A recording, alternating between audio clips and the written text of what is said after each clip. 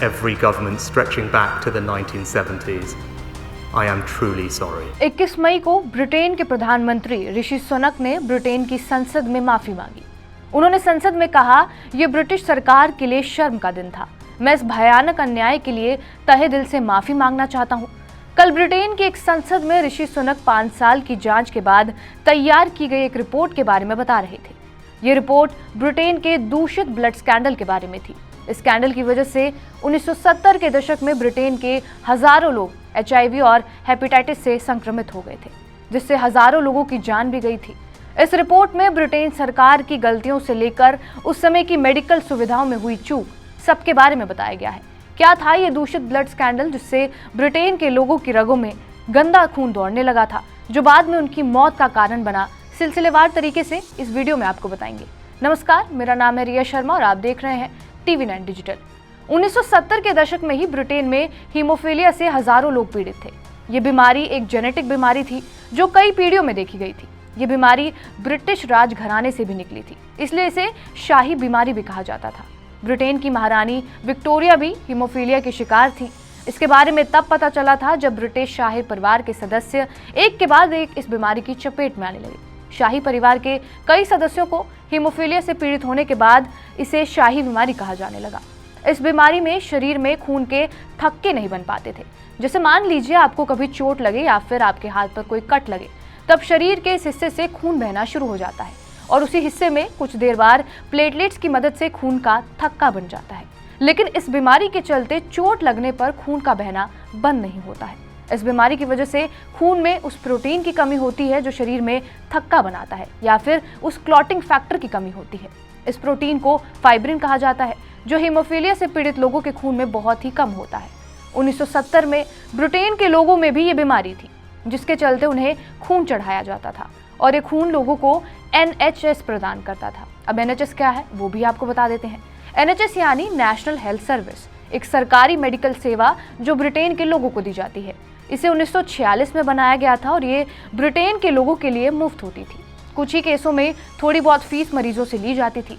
अब 1970 के दशक में भी ये सेवा ब्रिटेन में थी और तब NHS हीमोफीलिया से पीड़ित लोगों के लिए एक नया ट्रीटमेंट लेकर आया था, जो था फैक्टर 8। फैक्टर 8 की मदद से हीमोफीलिया से पीड़ित लोगों का इलाज किया जाता था और इसे लोगों को इंजेक्शन के जरिए दिया जाता था। दरअसल हीमोफीलिया से पीड़ित मरीजों में क्लॉटिंग फैक्टर 8 की कमी होती है। यही वो प्रोटीन होता है जिससे खून के थक्के बनते हैं और इंसान के जीन में डिफेक्ट के चलते ये प्रोटीन नहीं बन पाता। इसलिए इसके इलाज को भी फैक्टर 8 के नाम से जाना गया। ब्रिटेन में भी ट्रीटमेंट के लिए फैक्टर 8 सुविधा लाई गई, जिसके जरिए लोगों को ब्लड ट्रांसफ्यूज किया जाता था। इसे कई डोनर्स के प्लाज्मा के जरिए इकट्ठा करके बनाया जाता है और अगर एक भी डोनर किसी बीमारी से संक्रमित हो तो ये पूरे बैच में फैल जाता है। और ब्रिटेन में भी कुछ ऐसा ही हुआ। उस समय ब्रिटेन की सरकार ने इससे जुड़े खर्चे को बचाने के लिए अमेरिका से खून इंपोर्ट करवाया, लेकिन ये खून वहां की जेलों में बंद कैदियों से लिया गया जो भारी मात्रा में ड्रग का सेवन करते थे। और जब इस बैच का खून लोगों को चढ़ाया गया तब हजारों की संख्या में लोग HIV और हेपेटाइटिस से संक्रमित होने लगे।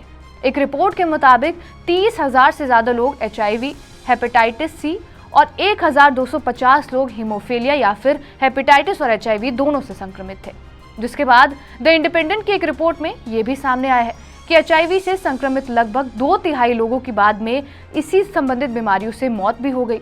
इस दौरान WHO की तरफ से भी बार बार वार्निंग दी गई थी कि ब्रिटेन में चल रहा ये ट्रीटमेंट गलत है। BBC की रिपोर्ट की माने तो हीमोफीलिया केंद्रों में डॉक्टर जिन रक्त उत्पादों का उपयोग करते थे उनके दूषित होने की पूरी आशंका थी, लेकिन फिर भी इसका इस्तेमाल किया जा रहा था। रिपोर्ट ये भी कहती है कि मरीजों को जानबूझकर फैक्टर 8 दिया जा रहा था ताकि उन्हें क्लिनिकल ट्रायल में नॉमिनेट किया जाए। साल 1985 के बाद ऐसा हुआ जब फैक्टर 8 के रक्त उत्पादों के हीट ट्रीटमेंट के जरिए उनमें HIV वायरस को मारा गया, लेकिन 1991 तक भी ये स्क्रीनिंग रूटीन तरीके से नहीं हो रही थी। ब्रिटेन के चुनावों में भी ये एक अहम मुद्दा रहा था, जिसके बाद कई सालों बाद 2017 में जाकर राजनीतिक दबाव के चलते ब्रिटेन के प्रधानमंत्री थेरेसा मैरी ने इस पूरे स्कैंडल के जांच के आदेश दिए।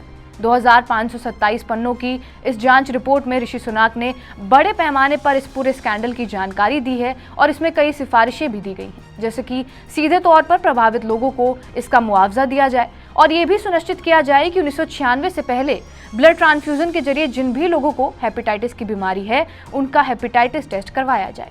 अरबों पाउंड में पीड़ित लोगों को इसका मुआवजा भी दिया जाएगा। तो ये हमने आपको बताया ब्रिटेन का ब्लड स्कैंडल। बहरहाल आपका इस वीडियो पर क्या कुछ कहना है हमें कमेंट बॉक्स में जरूर बताएं। बाकी देश और दुनिया की तमाम बड़ी खबरों के लिए बने रहे हमारे साथ TV9 डिजिटल पर।